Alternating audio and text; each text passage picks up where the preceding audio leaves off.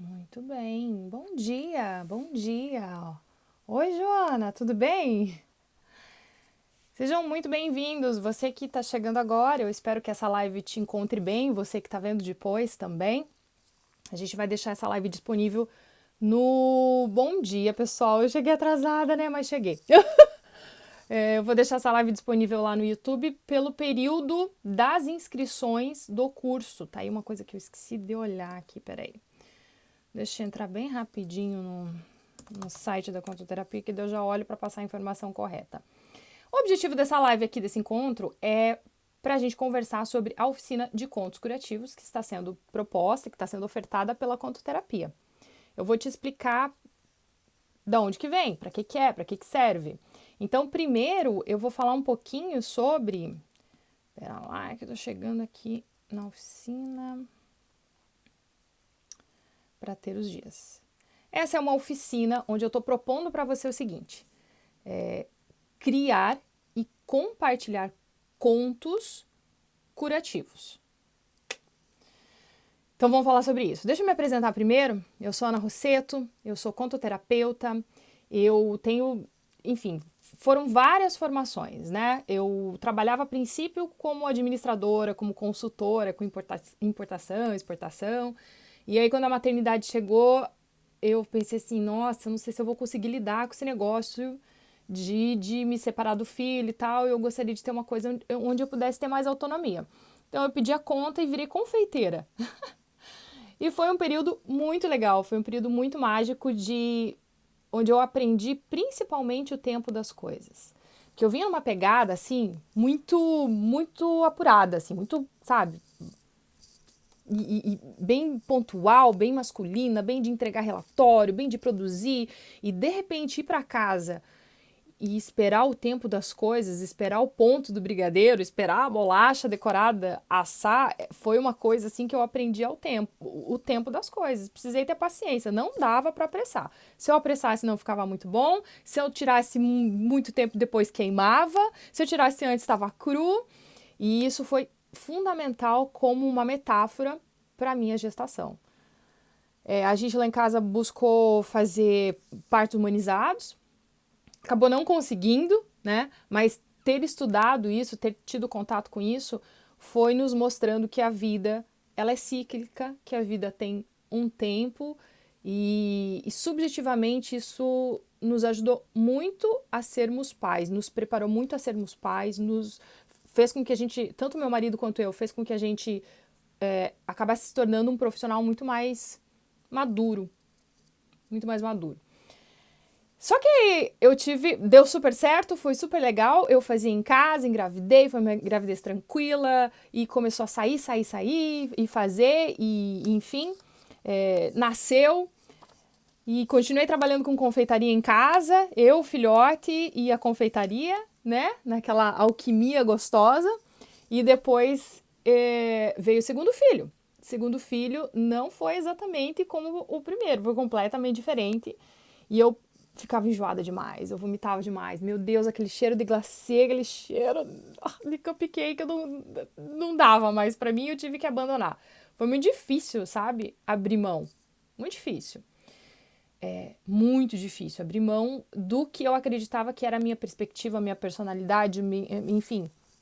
Eu achava que o meu valor estava no quanto eu produzia, no que eu mostrava de trabalho. Eu não estava conseguindo enxergar o meu valor na maternidade, né? Tipo, era só ficar em casa. Você ficou em casa o dia inteiro, sabe? Aquilo lá foi muito difícil. E aí eu percebi, como eu já tinha essa predisposição para e essa curiosidade. Bom dia, Carol! E essa curiosidade para saber as coisas, eu comecei a fazer terapia. Mas daí a gente não deu conta de fazer terapia. Porque existem tantas coisas, né? Existem tantas possibilidades aí sendo ofertadas para nós e não tem uma que vai resolver tudo. Não tem. É um conjunto, é integral.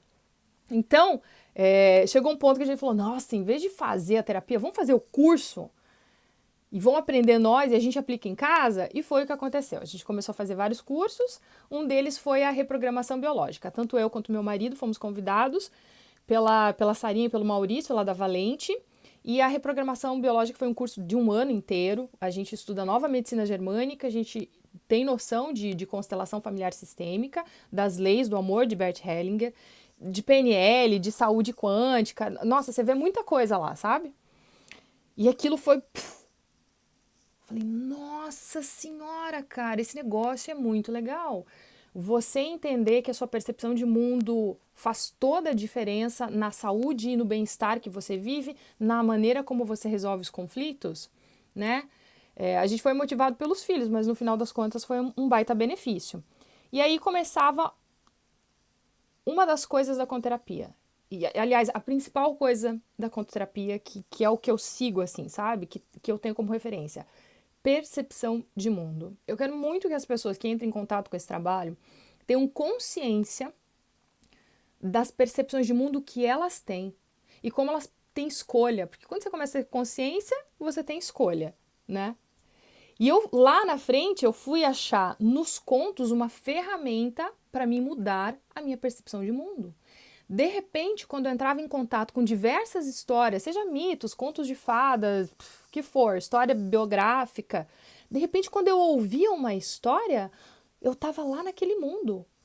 E quando eu voltava da história, eu trazia uma experiência para mim. E aí, com o tempo, fui percebendo que a mesma história que eu ouvia e o que eu retia dessa história era diferente do que a pessoa do meu lado retia. Olá, bom dia! E aí eu comecei a perceber de novo, mais uma coisa que confirmou para mim a percepção de mundo. Estamos ouvindo a mesma história, mas a minha percepção de mundo... Bom dia, Flor! A minha percepção de mundo faz com que eu entenda, faz com que eu absorva daquela história o que eu necessito naquele momento. Muito bem, aí voltando, eu percebi que a minha qualidade de presença com os meus filhos... Assim, o exemplo é tudo. Muito mais do que as palavras que você fala são os exemplos que você dá. E como que... E a minha presença, eles tomavam menos remédios, menos antibióticos, tinham menos conflitinhos, menos probleminhas, conforme estava a minha disponibilidade para eles. Mas para mim estar disponível para eles, eu precisava me conhecer. Foi uma baita jornada. Começou a jornada do herói para mim, que hoje se culmina na conterapia e que eu quero compartilhar com você. Foi uma jornada de autoconhecimento, de autodescoberta mesmo. E aí, nisso tudo, assim, eu fui fazer um conto na Casa do Contador de Histórias em Curitiba, um curso de contador de histórias, porque eu tinha a intenção de contar histórias com meus filhos. Para mim foi uma estratégia para me trazer para a presença, para que a gente pudesse fazer uma coisa que fosse legal e que eu estivesse ali na presença, que eu fosse verdadeira mesmo, sabe? Que eu não tivesse só de corpo ali e com os meus filhos, mas daqui a pouco eu já estava pensando que eu queria sair. A alma das pessoas percebe isso, a nossa alma percebe. O nosso inconsciente, que tem essa capacidade de processamento de 400 bilhões de bits de informação por segundo, comparado com o nosso consciente, que só processa 2.000 bits de informação por segundo, ele capta essas nuances, essas sutilezas, que vamos dar um nome de alma, nossa alma percebe, né? Então, eu falava, nossa, eu precisava ter integridade aqui, eu precisava estar na presença. E quanto mais eu contava histórias, tipo, inventada, esqueci a história. E daí no começo eu contava uma história, eles me interrompiam 500 vezes e a história que era para ser do jeito virou de outro jeito. Não era essa a intenção era compartilhar histórias, não era performance. E aquilo tirou o peso de decorar a história, de saber palavra por palavra, e trouxe a alegria, trouxe o prazer, que era tipo se soltar no mundo das histórias. Então, eu acabei entrando em contato com esse negócio de contador de histórias, enfim, de contos e mitos, desse lugar de prazer, sabe? De encontro, de união. E surtiu muito efeito, muito efeito. E quando você é reprogramador biológico, quando você trabalha com nova medicina, enfim, né, com essa linha mais de biopsicogenealogia, enfim, leitura biológica, tem vários nomes, né? Você tem uma ferramenta que é reprogramar a criança ou a pessoa, enfim, 1 hora e 10 minutos depois que ela dormiu, no ouvido direito, porque é a nossa parte embriológica que recebe a informação, para ressignificar a realidade dela. Por que isso? Porque até os 7 anos de idade, quando a gente nasce, o nosso hemisfério esquerdo, que é o lógico, que é o analítico, ele faz comparação, ele precisa de dados, ele precisa de informações. Um bebê do zero, que recém chegou aqui, até os 7 anos de idade, ele não tem essa experiência, esses dados para ser analítico. Então, ele é totalmente hemisfério direito. Ele é sensações, ele é intuição. Então essa criança, ela é uma esponjinha, absorvendo tudo, né? Ai, falei, né? Falo. Então, eu estava tentando entrar em contato com os meus filhos por isso, entendeu? Por essa parte mais de imaginação das imagens. E na reprogramação, você reprograma, você ressignifica a realidade no sentido assim, filho, você tá com uma alergia que assim, era bem onde a sua avó fazia carinho em você e agora sua avó tá internada no hospital e você perdeu o contato com ela, entende? Né, Gra? E exatamente, a gente faz com o filho. Então daí, esse filho, essa criança perdeu o contato desta avó que amava e surgiu uma alergia. Você vai no médico, existe um pensamento bem linear, assim, e eu já vou explicar isso para você. Existe um pensamento bem linear de partes, né, de categoria, de especificidade. Que vai dizer, vai te dar uma pomada se tem alguma dermatite, e você passa, mas dali a pouco, dependendo do que essa criança entra em contato, se revê a avó, vai visitar a avó no hospital e depois volta para casa, de novo reviveu essa sensação, acessou essa emoção de separação com a avó, aí volta a alergia e taca a pomada. Então daí na reprogramação, quando você entende isso, você vai lá no ouvido direito e programa, filhote, olha só, essa sua alergia de pele está mostrando quais são os seus sentimentos, está mostrando que você está muito sentido por ter perdido o contato com a sua avó, você gostaria de ter mais carinho, enfim, você narra, você ressignifica, você faz o papel de hemisfério esquerdo que a criança ainda não tem, né, para poder digerir e elaborar as coisas que ela vai vivendo na vida. Ok, eu fazia esse papel com os meus filhos, porque eu tinha aprendido lá na reprogramação. Mas daí, depois da contação de histórias, eu comecei a contar histórias, eu comecei a usar metáforas. E em vez de eu falar diretamente, de forma como um adulto gostaria, objetiva, pela consciência, eu comecei a usar as metáforas e as histórias. E eu percebi um resultado fabuloso, rápido, principalmente nas crianças, é muito rápido, né? Não existem tantos filtros morais e você entra direto ali no subconsciente. Olá, bem-vinda! Bem-vinda! E você entra direto no subconsciente. E essa é uma das vantagens do trabalho de usar contos como ferramenta para o autoconhecimento, para a autorregulação, para você mudar sua percepção de mundo. Muito bem, gente, eu falo um monte. Mas vamos lá. Porque só tem 1 hora, né? Eu fico meio ansiosa. Será que vai dar tempo de eu falar tudo que eu tenho que falar? Mas vamos lá. E uma coisa que eu quero que você saiba é sobre... Porque eu falo assim, a contoterapia cria histórias, cria contos baseados no pensamento sistêmico. Mas que diacho que é esse pensamento sistêmico? Então vamos falar um pouquinho sobre isso. Existe uma diferença entre o pensamento sistêmico e o pensamento linear. O pensamento sistêmico, ele surgiu ali no século XX, né? No século XX, e justamente como uma contraposição ao pensamento linear que a gente adotou, que a gente herdou da Revolução Científica do século mais ou menos 17. Então, quando a gente fala de pensamento linear, a gente está falando daquela maneira de abordar a realidade mais objetiva. René Descartes, bom dia! René Descartes, Francis Bacon, enfim, sabe esse modelo cartesiano? O que é esse modelo linear?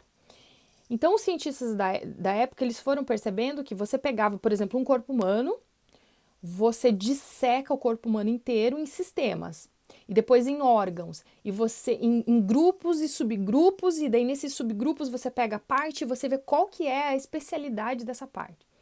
E você tem muitas informações sobre isso, né? Então, quando você, por exemplo, aborda uma medicina mais tradicional, ela vai buscar quais são as informações sobre essa especificidade, sobre essa especialização do seu corpo humano e vai te dar uma solução para isso, vai te dar um remédio que resolva essa especificidade. O pensamento sistêmico, ele acredita que essa linearidade é importante, ele acredita que essa especificidade é importante, mas ele se deu conta de que só o pensamento sistêmico... Oi, Priscila! Só o pensamento sistêmico não era suficiente em muitas vezes para explicar os nossos sentimentos, para explicar algumas coisas do mundo manifestado.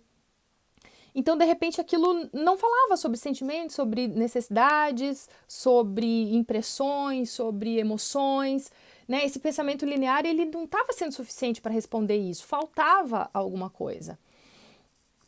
Então surgiu o pensamento sistêmico, que começa a considerar o todo. Uma das diferenças também é que no pensamento linear, quando você faz uma pergunta, você só tem uma resposta correta. Só tem uma resposta. O pensamento sistêmico, ele já conseguiu compreender que quando você faz uma pergunta, muitas vezes você tem mais de uma resposta. E às vezes até essas respostas podem ser contraditórias entre si. Então ele olha para o todo, ele é holístico, ele olha de forma geral. Por que eu te expliquei isso? Porque quando a gente vai criar um conto na contoterapia, a pessoa chega para mim, ela tem algum conflito, ela tem alguma coisa, ela percebeu que alguma coisa não tá legal. Antes de trabalhar com isso, quando eu estava muito mais focada de forma terapêutica, ao invés de como contadora de histórias, eu ainda utilizava, porque eu ficava numa ansiedade, que a pessoa chegava para mim e ela me relatava a questão que ela estava vivendo, e eu pensava assim, meu Deus, eu preciso responder essa pessoa. Ela está esperando que eu responda, e eu preciso dizer qual é o problema dela, e eu encaixava ela dentro de algum lugar para poder responder. E assim, a pessoa tá. E isso é importante, a pessoa tá vindo ali para resolver uma questão, né? Para achar uma resposta para a pergunta dela. E se você tá dizendo que você pode ofertar, essa é uma parte muito importante do trabalho. Mas a outra parte, que é tão importante quanto, é essa presença. E agora eu vou começar a entrar um pouquinho lá na escuta empática da comunicação não violenta. Muito bem, chegou num ponto então, reprogramação, contação de histórias, os 2 filhos cresceram. Eu falei, nossa, eu preciso voltar para o mercado de trabalho, não tô afim de fazer faculdade de psicologia, tipo anos, né, 4, 5 anos, dependendo da faculdade de psicologia. Não tenho nem condição agora emocional, nem de logística, nem de tempo com 2 crianças pequenas em casa. E também eu não queria desmerecer toda a minha formação acadêmica de administradora e tal. Eu falei, o que eu vou fazer?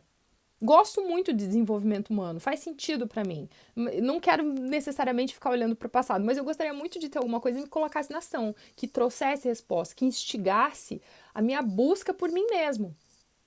E aí eu falei, vou fazer coach. E aí eu fiz uma formação em coach, acabei trabalhando um tempo com isso. E quando eu estava trabalhando como coach, tendo todo esse background, né, todo esse histórico de reprogramação biológica, nova medicina, de mudar a percepção de mundo, todas aquelas coisas, uma pessoa chegou para mim e falou assim: Ana, você não faz uma história para mim? Por quê? Porque eu fazia oficina para pais, para eles incentivar justamente aquilo que eu já tinha vivido, que compartilhar a história na cama inventada, esquecida, decorada e enfim, interrompida várias vezes, era uma forma da gente se conectar como ser humano. Porque o nosso cérebro, ele é preparado para ouvir histórias. Todo mundo gosta de uma história. A gente aprende com histórias, a gente cresce com histórias. Então, enfim, eu fazia essa oficina e essa pessoa tinha feito essa oficina e ela falou assim, mas você não faz uma história para mim? Em vez de a gente fazer uma sessão inteira de coaching, né, todos os encontros de coaching, você faria uma história para mim? Eu falei, meu Deus, nunca fiz isso, mas vou começar a fazer, vou tentar fazer para você. E eu fiz e foi bem legal o retorno que essa pessoa deu para mim. E aí, a partir daí, foi uma história atrás da outra e uma especialização atrás da outra. Entrei na psicanálise, mas não para atender clinicamente, e sim para entender quem são os personagens, quais são as representações dentro dos contos e como que você cria esse conto, né? Como que você orquestra essas metáforas.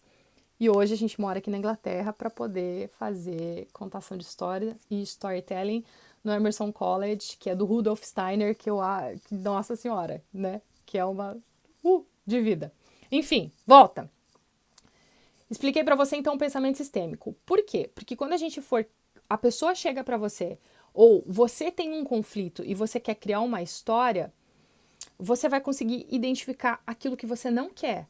Você vai ter o seu conflito. E isso é muito legal na comunicação não violenta, porque ela te ensina a ter uma inteligência emocional, ela te dá essa ferramenta para você trabalhar a sua empatia, para você abrir espaço para compaixão, natural de todos os seres humanos, porque ela te mostra como na nossa comunicação, nessa linguagem, né? Nessa dinâmica de falar, expressar e de receber e de ouvir a fala dos outros, a gente corre o risco, sim, de ser violento, de não ter empatia, de fechar, de construir barreiras e não dar espaço para a compaixão natural do ser humano.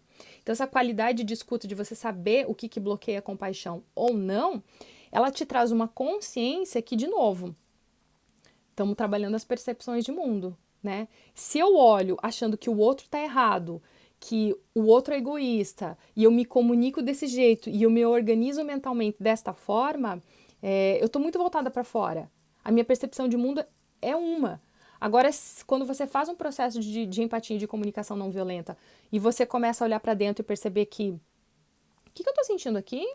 Que necessidade será que tem por trás desse sentimento que está disparando essas emoções no meu corpo?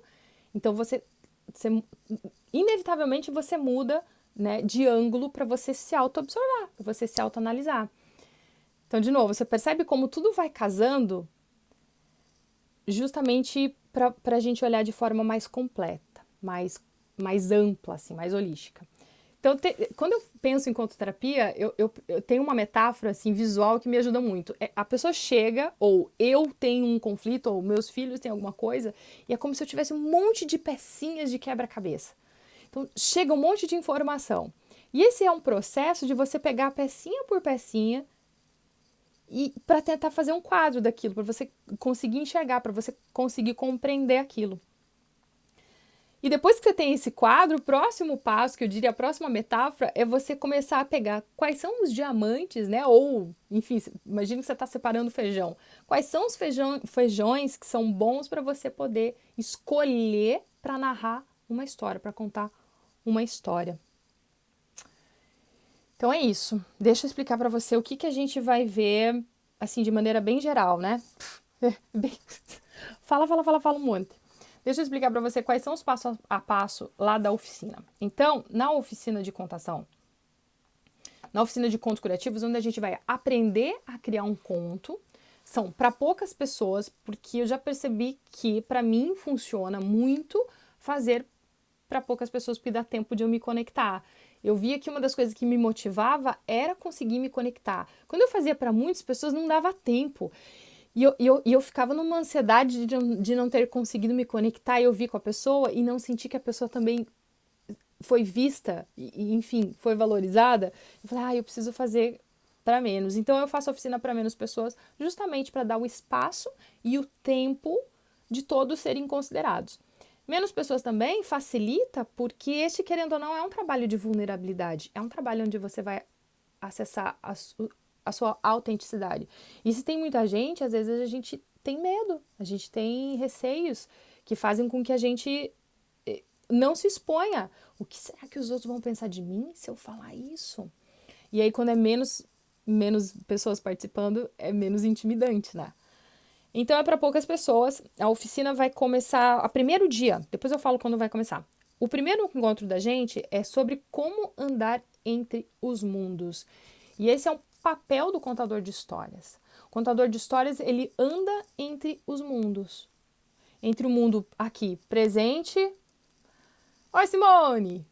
Entre o mundo aqui material, o mundo manifestado e o mundo das ideias. Essa capacidade de conseguir ir para lá e voltar é uma das coisas, é um exercício extremamente simples, mas muito poderoso. Toda vez que a gente faz, toda vez que eu aplico, eu tenho um retorno muito satisfatório das pessoas. Elas falam, nossa, a gente fez esse exercício e depois, durante a semana, eu fiquei olhando para as coisas e eu falei, nossa, então você vai trabalhar a intuição. O objetivo aqui, porque quando a gente está falando de contos, a gente está falando de imagens, a gente está usando a intuição para entender a realidade. A gente usa a lógica ou a gente usa a intuição. A lógica é altamente valorizada. Você tem estudos, você tem pesquisas, você faz a sua formação acadêmica, isso é te cobrado em testes, em provas, e você só passa de ano quando você faz isso. Mas a intuição, ela é meio que relegada ali para a obscuridade, né? A intuição parece que é coisa de gente, né? A gente tem vários preconceitos, várias imagens sobre isso, só que na verdade não, são duas ferramentas, porque, gente, vamos nos lembrar, somos pessoas somos seres que vivem no mundo dualizado. A nossa manifestação aqui, ela é uma manifestação dualizada. Ou você vem como feminino ou você vem como masculino. Você tem essas duas opções de manifestar aqui. Daí depois o que você se encontra é o que você se encontra. Mas em termos de manifestação aqui na realidade, é isso. Então, se a nossa manifestação ela é dual, é importante que a gente entenda que podemos usar tanto a lógica, como também podemos usar a intuição. E o objetivo desse trabalho da contoterapia é proporcionar para você exercícios, dinâmicas, conteúdos que façam com que você utilize a imaginação, com que você utilize cada vez mais a intuição. Então, esse é um dos exercícios que a gente faz no nosso primeiro encontro. Vamos dar espaço para você descobrir isso. O nosso segundo encontro, a gente vai falar assim, como contar uma história sem palavras, né? Então, a gente vai fazer um exercício que você vai ver que você não precisa de palavras para gerar uma comunicação, para ter uma história por trás. É muito legal, é muito legal. Isso é no segundo encontro. Você vê, ele é formado, ele é planejado de um jeito para que seja bem dinâmico, que a gente tenha bastante exercícios e exercícios para estimular a imaginação e intuição. O terceiro encontro, a gente vai aprender, um pouquinho de técnica de contação de histórias, mas como eu tenho essa influência da antroposofia, de Rudolf Steiner, foi o primeiro contato que eu tive na Casa do Contador de Histórias em Curitiba com a Marta. A Marta é uma psicóloga e professora na faculdade de antroposofia, enfim. Eu sou muito abençoada, eu acho que eu sou muito grata por isso, porque eu olho para a contação de histórias como um compartilhar. E aí o terceiro encontro é a gente descobrir qual que é a diferença, né? Porque não é uma oficina de contação de histórias para você aprender a ser um contador de histórias, para você fazer uma apresentação, uma performance, não é isso. É utilizar a contação de história para que a gente compartilhe o que está vivo aqui dentro da gente, para que a gente se conecte com o outro. Então, no terceiro encontro nós vamos aprender isso, e no quarto encontro nós vamos ver como funciona. É muito louco. A gente vai ver como que uma única coisa, uma única imagem, enfim, um único tema, ele gera percepções diferentes. Todo mundo vai estar vendo uma mesma coisa. Oi, Marleide! Ó, a Marleide fez. Essa oficina é maravilhosa. Muito tem contribuído para o meu dia a dia, até para o meu trabalho. Ai, Marleide, você sabe que a gente se achou nessa oficina. Ai, eu fico super feliz, né? Que rolou. Marleide e eu rolou, a gente vai se ver no Brasil no ano que vem vai ter oficina, já deixa eu aproveitar para falar. Essa live é para falar da oficina online, mas ano que vem, em julho e agosto, eu vou estar no Brasil e eu vou poder ter o grande prazer de dar um abraço na Marleide. A Marleide fez a primeira oficina de contos curativos, tava com outro nome, mas no final das contas a gente adaptou para a necessidade, né? A gente seguiu o fluxo. E a gente criou um conto lá naquela oficina. Que bom que você gostou. Ela me retorna tantas coisas belas, assim, eu fico bem feliz com isso. Tá. E daí no quarto encontro, então, a gente vai perceber como esse único tema gera narrativas diferentes. E é só para mostrar para você mesmo como a percepção de mundo, é só pra gente ter consciência de como a percepção de mundo ela é individual. Cada pessoa é um mundo pra gente descobrir. É uma história. Por isso que eu gosto de criar história. Existem N contos, N mitos, N histórias, mas às vezes a gente precisava de alguma coisinha que narrasse uma ação específica da gente, da nossa particularidade. E é isso que eu faço. Você já tá... Ai! Eu vou querer saber... Sim, curativo demais, já estou de paquera. Né? Tá de paquera, porque daí eu vou te ver ano que vem. Vou ir pra Recife, Olinda. Nossa, até fiquei emocionada, aqui me perdi. E aí a gente vai aprender como o ponto de vista, a nossa percepção de mundo, ela é muito individualizada, é um mundo interno. Então, que delícia você conseguir estimular a sua imaginação para criar narrativas que curam. Então, vamos para a parte da onde que eu tiro esse negócio de cura. Eu vou ser bem sincera, assim, bem vulnerável, bem autêntica. Cura, eu acho uma palavra assim tão forte, não é? Porque dependendo do contexto da pessoa que recebe, que ouve essa palavra cura, parece assim que vai resolver todos os problemas. Não é bem assim. é um pouco mais complexo que isso, é meio que um paradigma, assim. Mas o conto, ele é terapêutico, ele promove um equilíbrio. O conto é uma sementinha que você planta ali no seu mundo interno e que não vai ser na hora. Lembra que eu falei lá no começo da live que tudo existe um tempo, existe um ciclo, e a gente aprender a dar tempo ao tempo é algo fundamental para a nossa maturidade, para a nossa evolução como ser humano. Então, os contos, eles funcionam como sementinhas. Cedo ou tarde, aquilo ali vai florir. Mas muitos também, por que não? Podem não vingar. Não sei. Isso é respeitar o tempo de cada um, a individualidade, as necessidades de cada um. Então, esses contos curativos, contos terapêuticos, contos que equilibram, enfim, o nome que você quiser dar, né? É que o curativo ele acaba sendo mais fácil de comunicar na hora de você fazer uma propaganda, na hora de você... Para a pessoa que vê assim rapidamente a primeira vez, sabe, meio marketing, assim, que você tem pouco tempo para a pessoa entender o que você está falando, aí você usa essa palavra. Que não deixa de ser verdade, porque lá na frente ele vai gerar um equilíbrio, e equilíbrio é cura. Tá. Eles são curativos por quê? O que nós vamos ver? A oficina, essa oficina de agora, ela é dividida em duas partes. A primeira é uma parte mais teórica. Então você vai ter acesso a vídeos, vídeo aula, onde eu vou explicar para você, de novo, né? O que é esse pensamento sistêmico, o que é epigenética, como que os nossos marcadores epigenéticos acionam alguns genes e desativam outros genes. Nós vamos falar sobre nova medicina germânica, sobre as 5 leis biológicas. Vamos falar das leis do amor, da constelação sistêmica. E tudo isso são informações que permeiam esse trabalho de contoterapia e que, por isso, eu me sinto ali um pouco mais confortável de falar que são contos que curam. São uma oficina de contos curativos. Por quê? Porque vai trabalhar essa parte mais da sua psique, da sua percepção de mundo, com essa ferramenta do conto. Mas é o conflito. Porque uma das maneiras da gente criar contos, uma das maneiras da gente criar uma narrativa, inclusive quando você faz qualquer tipo de curso de escrita para você, de escritor, você percebe que uma das coisas que você precisa ter é o conflito. O que você quer falar no seu livro, na sua história? O que você quer compartilhar com os outros?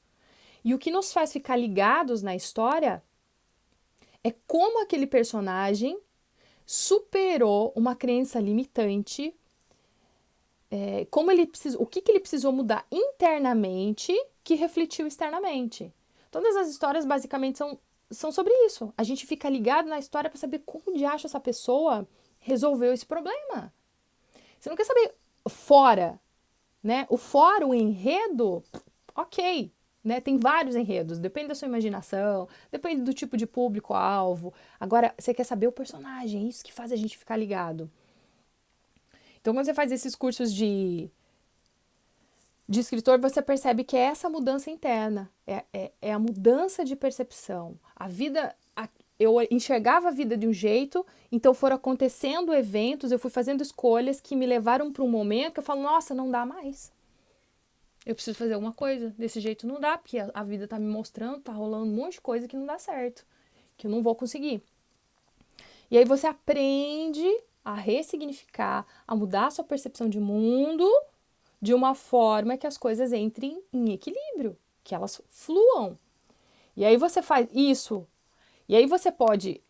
Esse é o princípio, né? A mudança interna. A jornada do herói é a estrutura, né? Qual é a estrutura? Qual é o passo a passo? Como que as coisas... Quando o Joseph Campbell estudou, ele estudou pra caraca, ele leu muita coisa. E ele foi pegando o que existe. Ele foi também bem generalista, né?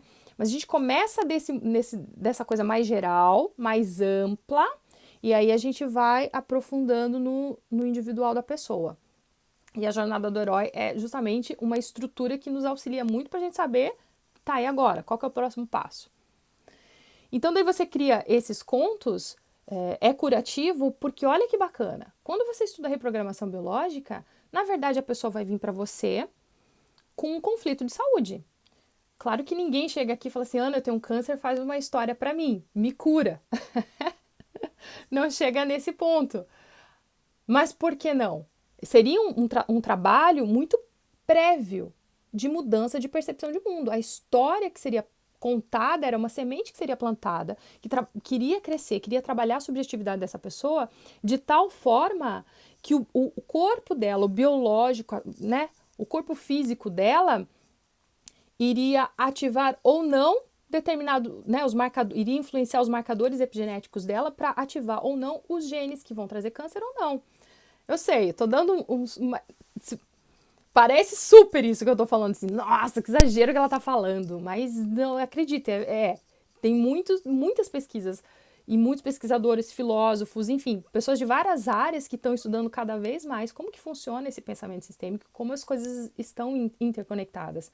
Então, a contoterapia é sim um trabalho de prevenção, Você nutrir o seu mundo interno com informações o suficientes que te possibilitam se autoconhecer e que vão mudando a sua subjetividade, a maneira como você elabora os conflitos que você vive, como você percebe as coisas, quando as coisas não são do jeito que você quer. Enfim, você vai trabalhando. E é curativo por quê? Olha que legal. Então, a nova medicina germânica, ela tem toda uma tabela que relata, o Hammer já estudou tudo, e a gente sabe do Hammer depois, lá no curso, eu vou falar para vocês na primeira parte, né, das videoaulas. O Hammer estudou todo nosso corpo humano. Ele separou por essas camadas germinativas, né? Você estuda essa parte de embriologia e você vai vendo quais são os tipos de conflito de cada órgão do seu corpo. E aí você fala assim, e como que ele fala isso? Ele fala sobre o tipo de percepção de mundo que você teve. Então, por exemplo, esses tempos eu atendi uma senhora. Aí é o quebra-cabeça que eu falo, né? A pessoa chega e me joga um monte de informação. E o que era mesmo? Ela queria trabalhar o abandono. E aí eu fiz perguntas para ela, viu? Mas e aí? Como que é a tua saúde? Como que é? Então ela tinha problemas de sobrepeso e ela tinha problemas de colesterol. Sobrepeso, quando eu vou lá usar a nova medicina, muito provavelmente está envolvido rim. E rim é colapso da existência, em algumas vezes é um problema de liquidez, depende da percepção de mundo, né, do contexto, de liquidez, de financeiro, e também tem a ver com abandono. Então, o sobrepeso, de certa forma, é uma compensação do seu corpo biológica para a sua percepção de mundo de falta. E o colesterol é uma percepção de mundo de que eu não falta apoio familiar. Então, quando acontecem as coisas na minha família, quando eu vivo, tô lá, sei lá, no almoço familiar ou aconteceu alguma coisa, eu percebo que existe falta. É isso que eu entendo. Existe uma falta de apoio familiar. As pessoas não me apoiam. O que seu corpo vai fazer no decorrer, muito tempo você tendo esse tipo de percepção, você vai começar a ter colesterol. Então, eu tenho conflito. Eu sei o que o herói dessa história, deste conto, precisa superar. Por isso que eu falo que é uma oficina de contos curativos, porque a gente vai usar toda essa base de conhecimento. É importante que eu falo, não é um curso de formação, de reprogramação, longe disso. É longo, você tem muitos estudos, é mais de ano estudando. Você vai estudar embriologia, fisiologia, você vai estudar várias coisas. Não, o que eu estou propondo aqui é que a gente acesse esse banco de dados de percepção para a gente se inspirar a criar uma história, a criar metáforas que vão narrar qual é o conflito que eu preciso superar. Por isso que eu falo que essa oficina é uma oficina de contos curativos. Falei de novo, né? Mas é. Já teve outras vezes que a pessoa não tinha nenhum problema físico. A pessoa era assim, ela tinha sobrepeso também, mas não era por isso que ela estava vindo, eu só percebi. Ela tinha 39 anos, queria casar e não conseguia, ela não confiava. Ela falava pra mim que ela não conseguia confiar nos relacionamentos que ela tinha. E não é que ela não conseguia confiar no que eles diziam, não era que existia grandes problemas, não era isso. Aí eu pensei, nossa, talvez eu precise usar aqui o ponto de vista das leis do amor, de Bert Hellinger. E comecei a investigar, e comecei a juntar esse quebra-cabeça do que ela estava me falando. E ela havia me dito que ela era a filha querida do pai, mas que o pai havia morrido 12 anos antes, de leucemia, e que ela era muito magoada com ele. Porque ele decidiu não fazer o tratamento, não fazer a químio. E morreu. Então você veja, ela tá julgando o pai, ela tá julgando as escolhas do pai. E essa percepção de mundo fez com que ela não confiasse. Poxa, se eu não posso confiar no meu próprio pai de que ele vai estar aqui do meu lado, que ele escolhe morrer a estar comigo, essa percepção de mundo vai influenciar muito a maneira como ela escolhe os relacionamentos dela. Percebe por que o pensamento sistêmico é importante nesse trabalho? Para você poder trazer os links, poder relacionar. E aí eu criei uma história onde ela superava essa visão de mundo, usei metáforas para ela poder sair de um estado para o outro, né? Mas a história que eu quero contar para vocês hoje, vamos contar a história, chama-se O Vestido de Áspia. Meu Deus, quanto tempo será que eu tenho? Eu não consigo saber quanto tempo que dá. Não, acho que dá tempo, pelo que eu tô vendo aqui. Os Vestidos de Áspia. Os Vestidos de Áspia, adoro essa história, ela é uma história que eu fiz, a pessoa chegou para mim falando assim, ela chega falando que ela quer se achar profissionalmente. E daí eu penso, me fala mais sobre isso. E aí a pessoa falava que ela não se sentia, ela se sentia hipócrita, porque ela queria trabalhar como professora, trabalhar com mães, mas se sentia hipócrita. Eu falava, mas por que você tem essa visão de você mesmo, né?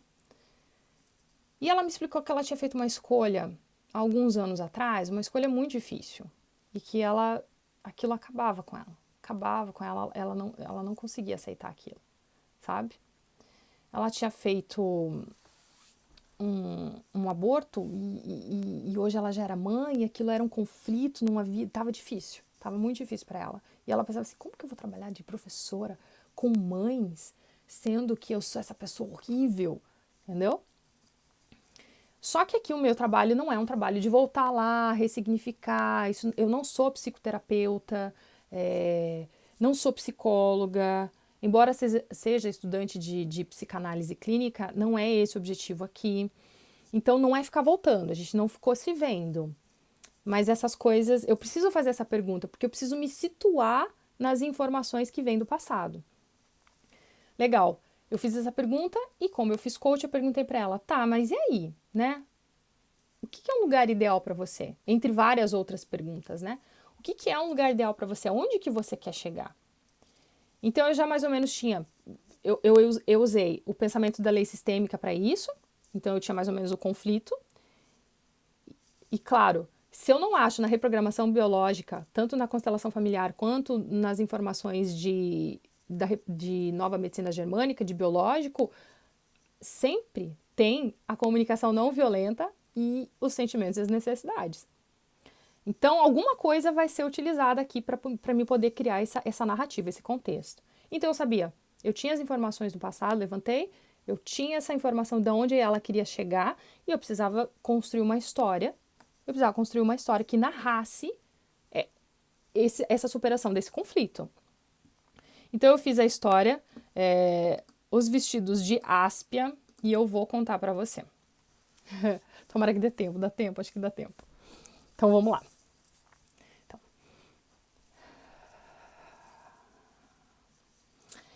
Era uma vez uma jovem chamada Áspia. Ela vivia num reino não muito distante daqui e viveu um fato curioso na sua juventude. Ela havia sido escolhida dentre várias moças dos vilarejos ao redor para ser a representante na disputa que iria escolher qual seria a moça que viveria no castelo do rei e se casaria com o príncipe. Ela ficou muito feliz por ter sido escolhida, ela não esperava isso, e essa disputa consistia em passar pela Floresta Negra do reino e chegar ao final dela ilesa, sem nenhum arranhão. Ela ficou exultante porque era uma possibilidade de melhorar a vida da família e ela acalentava um desejo interno de romance, de encontrar o amor da sua vida, no príncipe. O dia da disputa chegou. Ela entrou confiante de que iria terminar essa disputa sem nenhum arranhão. O começo da floresta ainda tinha muitos raios de sol passando, ela podia ouvir o canto dos pássaros, via os animais correndo atarefados de um lado para o outro. Mas conforme ela foi se aprofundando nessa floresta, ela percebeu que os sons amigáveis foram ficando para trás. A floresta foi ficando mais densa e mais escura. Logo à sua frente, ela percebeu que existia uma silhueta meio difusa, ela não conseguia enxergar com clareza. E quando se aproximou, levou a mão à boca para conter um grito que saía de seus lábios. Havia uma cobra imensa e horrenda na sua frente. E a cobra lhe disse: para passar, precisará me tocar. A Áspia pensou: jamais! Sabe-se lá o que vai acontecer comigo se eu encostar nessa cobra? Decidiu retornar e contornar por outro caminho. Foi se embrenhando, mas dali a pouco a cobra estava de novo na sua frente e repetiu: para passar, precisará me tocar. A Áspia já estava exasperada porque estava perdendo tempo, estava preocupada se o que ia acontecer com ela ali. Sabe-se lá o que essa cobra ia fazer com ela, se ela não ia se machucar de alguma forma e ia perder a competição, a disputa. Vendo que não tinha muita solução, porque em qualquer lugar que ela fosse a cobra iria aparecer, ela decidiu buscar a coragem lá no fundo do seu ser.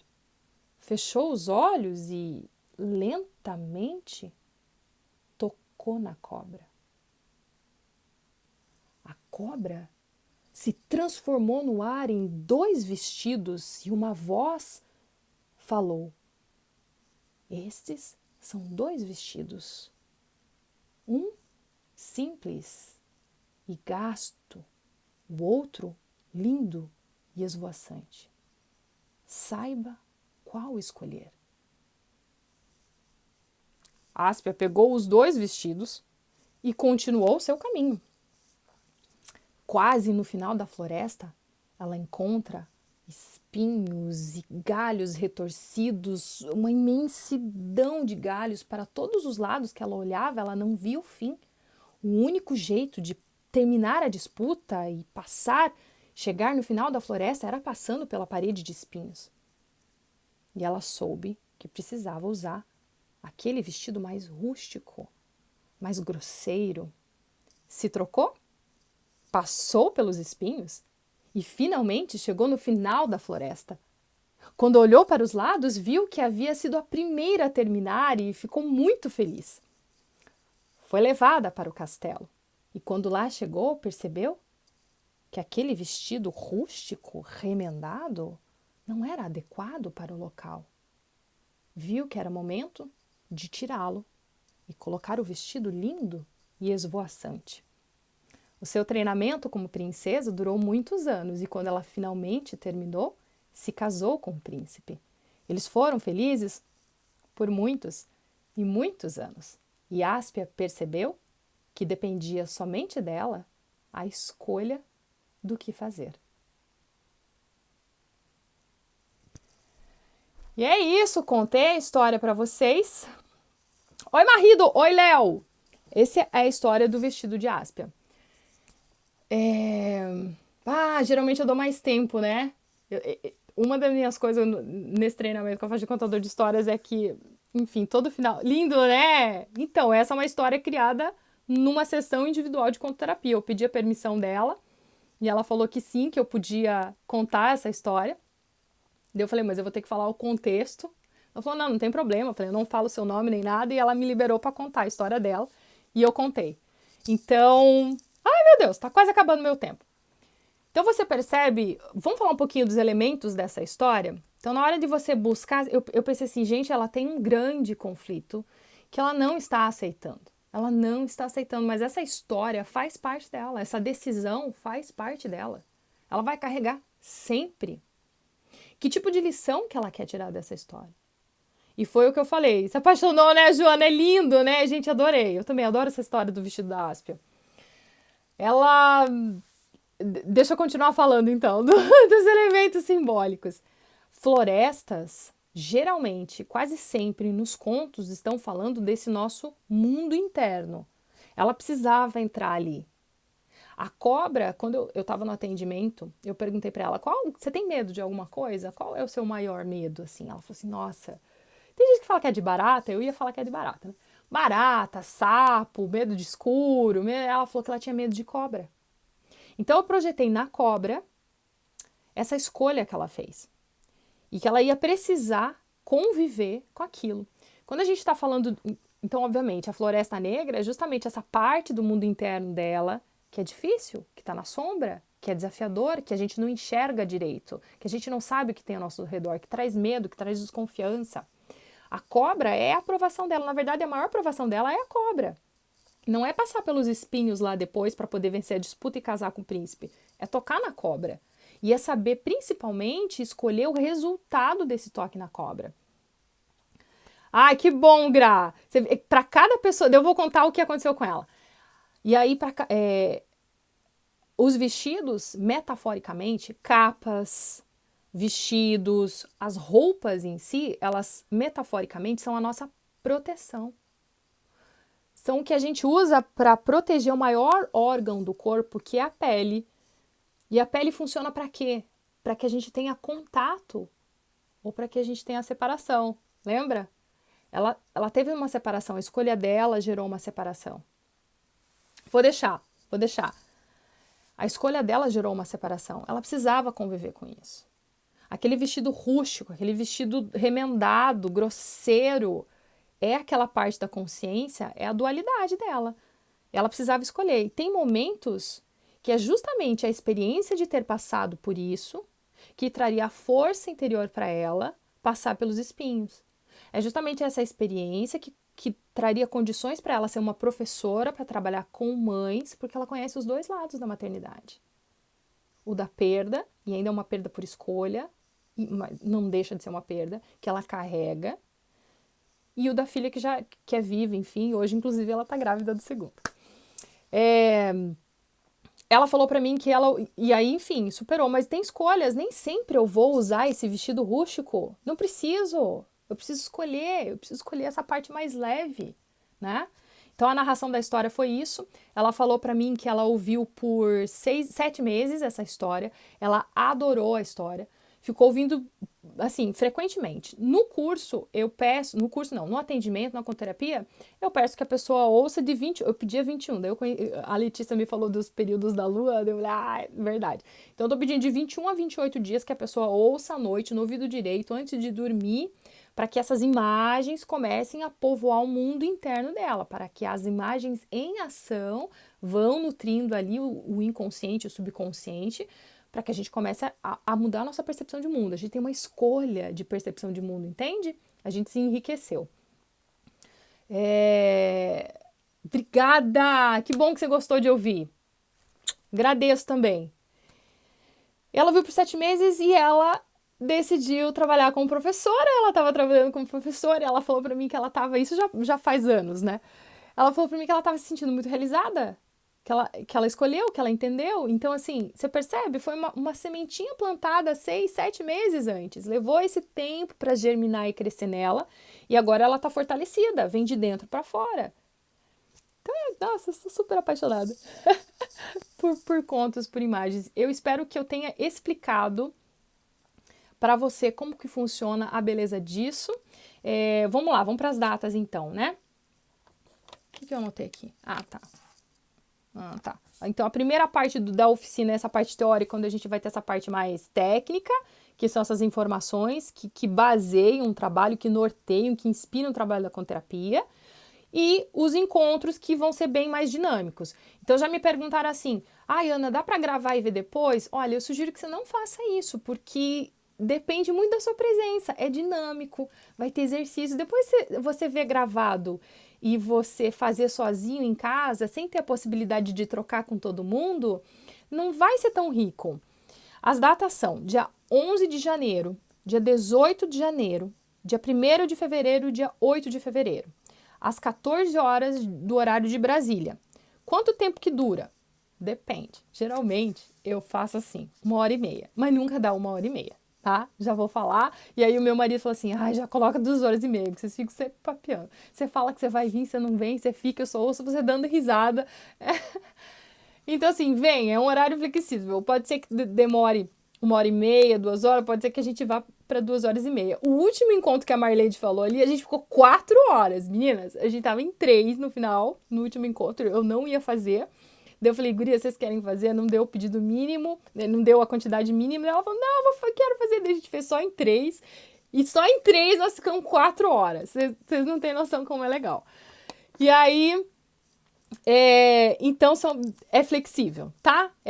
Por volta de 2 horas que a gente vai ficar nesses encontros. Como eu disse, são vagas limitadas, porque eu adoro dar esse tempo, eu adoro me conectar, de ver, de considerar, né?